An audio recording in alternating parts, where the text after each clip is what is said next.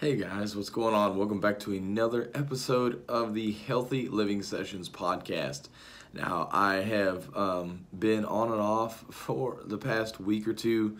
Unfortunately, have not been able to stay on schedule. Been very busy with other things, with work mainly, with trying to get this automation business going. So I apologize about not being consistent about this. Planning on being back on it. Really just excuses at the end of the day for why I didn't get the podcast done. But nonetheless, I apologize for not being there. I know some of you do really appreciate the posts that I make. I know there's not a ton of people out there, but it's okay. You know, I'm doing this for whoever needs this.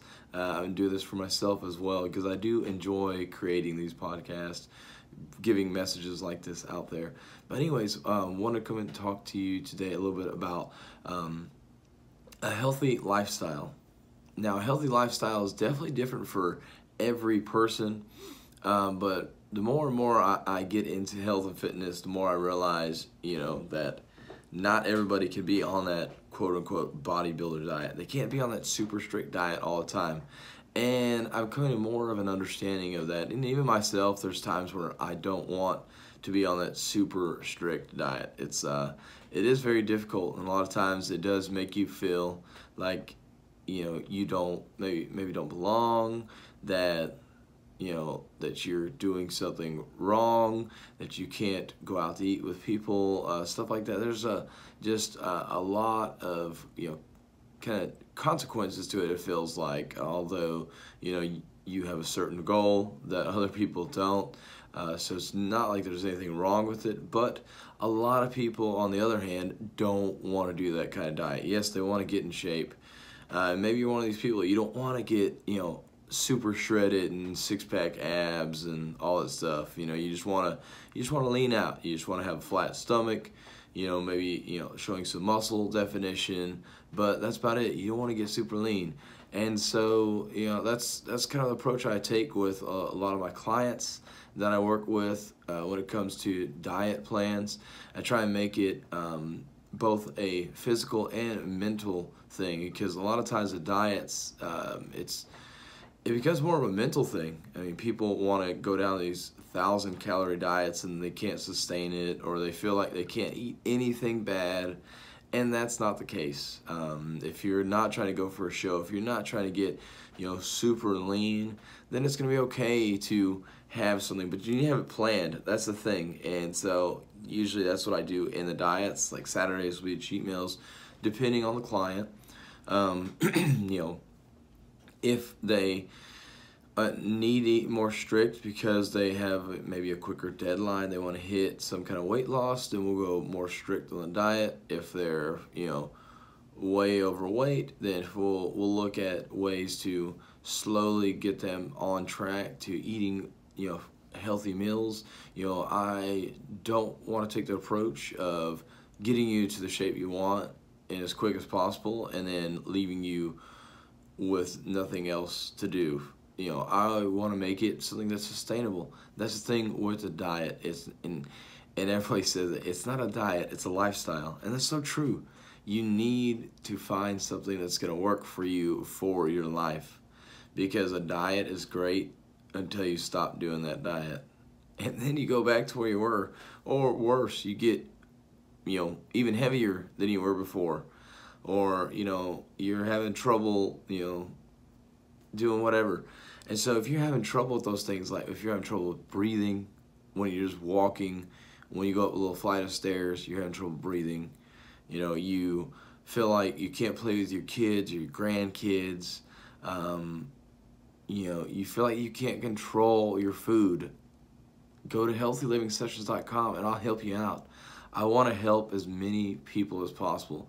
I want to take it from not necessarily a holistic approach, but the approach I take is trying to give you that mental fortitude to be able to say no to certain things, be able to, where you don't have to say no to going out to eat with people, but you can find choices on the menu that are in line with your diet. They might not necessarily be, say if you're on chicken or rice for your diet, they might not exactly be chicken and rice, but you can find some other ways to make this happen. You know, and that's the thing a lot of people don't realize with going out to restaurants, that you can ask for specific things. Like this weekend, I went to Charleston with my fiance, and we went to Eggs Up Grill, and I asked them, you know, hey, how many eggs are in this omelet? And they said 3. I said, okay, add 4 egg whites to that. I have no idea what the cost difference was, what the extra they charged for it, but I said, hey, I want 4 more egg whites. And I could have went even a little bit crazier and told them, hey, no butter in this, because I know they put butter in it to prepare it, you know, but I didn't worry about that. But it's this thing, when you go to these restaurants, you're paying for a service. So if you need to eat healthier, if you need something a certain way, ask for it. You know, worst thing is say, sorry, we can't do that. Okay, then you get something else, you know, but, or you figure something out. But that's the thing, you know, you can find that balance. You can still go out to eat with people, because I know I struggle with that, you know, especially when I'm getting ready for a show, and that's definitely different. But people are always wanting to go out to eat. And I'm like, I can't, because I'm on this super strict diet. But if you're just doing something for a lifestyle, diet that's supposed to be for a lifestyle, you can definitely go out and do that. I totally think it's acceptable. Now, don't pig out, you know, eat around the normal portion that you're eating, but, you know, go enjoy yourself. Go enjoy time with those people. And I think a lot of times this is the problem that we have with diets, is that people want to go crazy on them. They want to, you know, like I said, the 1,000-calorie diet. I mean, that to me is just ridiculous. You're not going to be able to sustain it. Not at all. So stop trying to do that, and let me help you out. Let me help you get on a diet that's going to get you on the path that works for you. Just recently I had a client, in 1 week, you know, he lost 4 pounds. I mean, that's pretty huge. I mean, just starting out, but he lost 4 pounds by just starting the diet. Now, we are going pretty strict with his diet, except for the weekends. You know, I told him he got a cheat meal on Saturday. He kind of had a cheat weekend, but he went out of town and stuff, but that's okay. You know, yes, he's trying to lose 20 pounds in 3 months, but, you know, he's younger. You know, he's losing some weight already. He's enjoying his life. You know, he was conscious of it, and that was the big thing. When he went out to eat this weekend, he was conscious of what he was eating.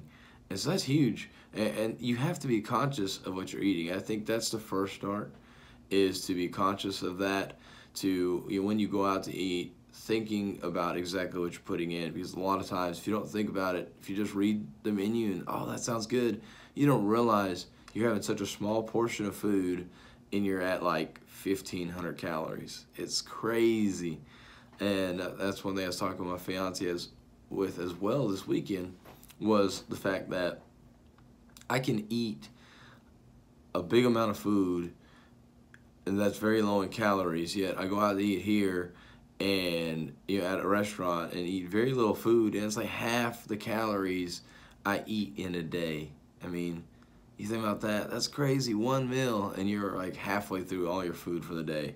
And people tell me, especially when I'm doing like a bodybuilding diet for a show, that oh, you never eat, you don't eat enough. I'm like, but I eat way more than you still.